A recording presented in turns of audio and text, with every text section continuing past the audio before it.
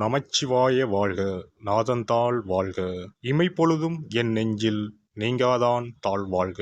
வாழ்க வளமுடன். அனைவருக்கும் இனிய வணக்கங்கள்.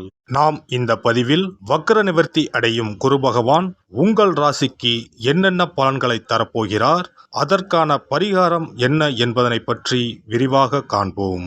உங்கள் வாழ்வில் வளமும் நலமும் செல்வ செழிப்பும் பெற எல்லாம் வல்ல இறைவனை வேண்டி விரும்பி கேட்டுக்கொள்கிறேன்.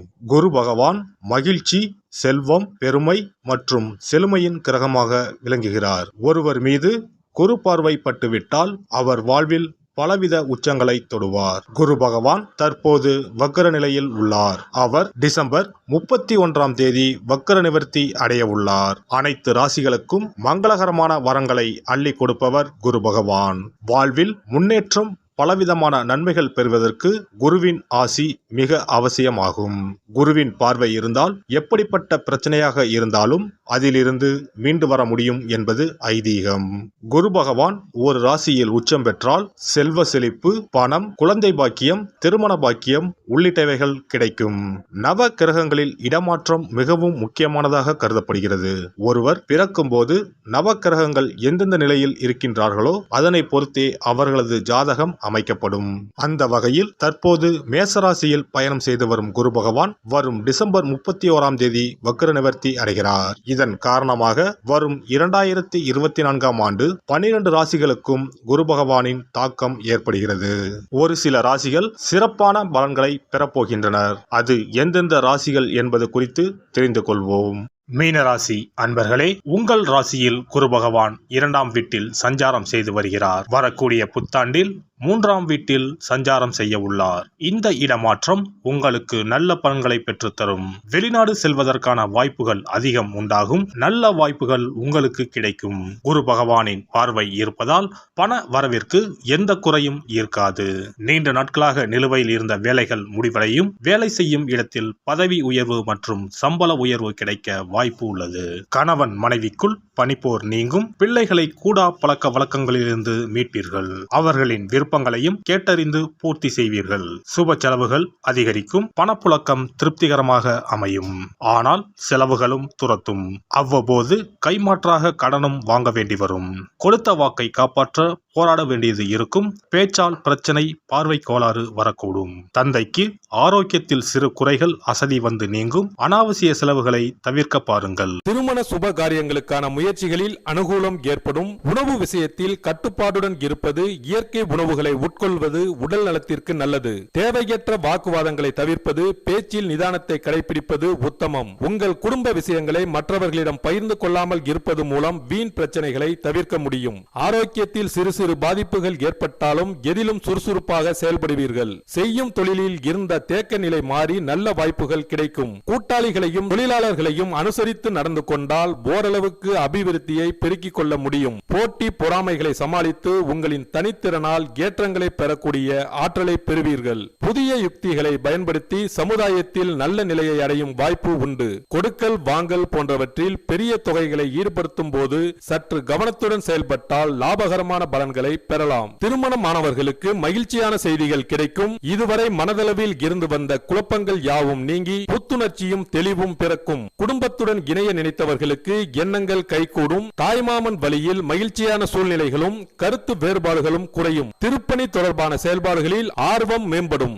உத்தியோகம் நிமித்தமான புதிய வாய்ப்புகள் மீண்டும் கிடைக்கும். ஆடம்பர பொருட்களை வாங்கி மகிழ்வீர்கள். பொருளாதாரத்தை மேம்படுத்துவதற்கான சிந்தனைகள் அதிகரிக்கும். எதிர்காலம் தொடர்பான முதலீடுகள் மேம்படும்.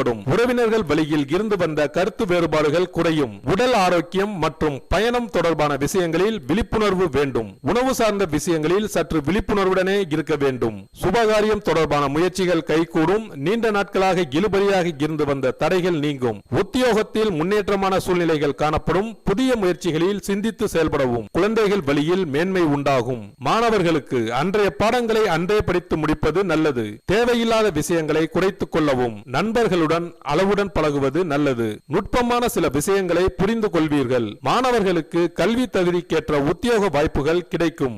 உத்தியோகஸ்தர்களுக்கு உத்தியோக பணிகளில் வெளியூர் மற்றும் வெளிநாடு தொடர்பான வேலைவாய்ப்புகள் சாதகமாக அமையும். பணிபுரியும் இடத்தில் ஊதிய உயர்வுகளும் பொறுப்புகளும் அதிகரிக்கும். வியாபாரிகளுக்கு பாகப்பிரிவினை தொடர்பான முயற்சிகளில் எதிர்பார்ப்புகள் நிறைவேறும். கூட்டு வியாபாரத்தில் லாபம் அதிகரிக்கும். வியாபார பணிகளில் எதிர்பார்த்த உதவி கிடைக்கும். ஏற்றுமதி இறக்குமதி சார்ந்த விஷயங்களில் ஆதாயம் அடைவீர்கள். அழகு சாதன பொருட்கள் தொடர்பான துறைகளில் முன்னேற்றம் உண்டாகும். விவசாயிகளுக்கு விவசாயம் சார்ந்த துறைகளில் அலைச்சல்கள் அதிகரிக்கும். பாசன வசதி தொடர்பான பிரச்சனைகள் படிப்படியாக குறையும். அரசு தொடர்பான கடன் சார்ந்த உதவிகள் கிடைக்கப் பெறுவீர்கள். அரசியல்வாதிகளுக்கு பெரிய மனிதர்களின் நட்பு கிடைக்கப் பெறுவீர்கள். பொது வாழ்வில் இருப்பவர்களுக்கு மதிப்பு மேம்படும். உங்களின் மீதான நம்பிக்கை அதிகரிக்கும். மாவட்டம் தொடர்பான செயல்பாடுகளில் புதிய வாய்ப்புகள் ஏற்படும். கலைஞர்களுக்கு கலை சார்ந்த துறைகளில் அனுகூலமான சூழ்நிலைகள் காணப்படும். உயர்மட்ட மக்களிடத்தில் பிரபலம் அடைவீர்கள். திறமைக்குண்டான விருதுகளும் பாராட்டுகளும் சாதகமாக அமையும்.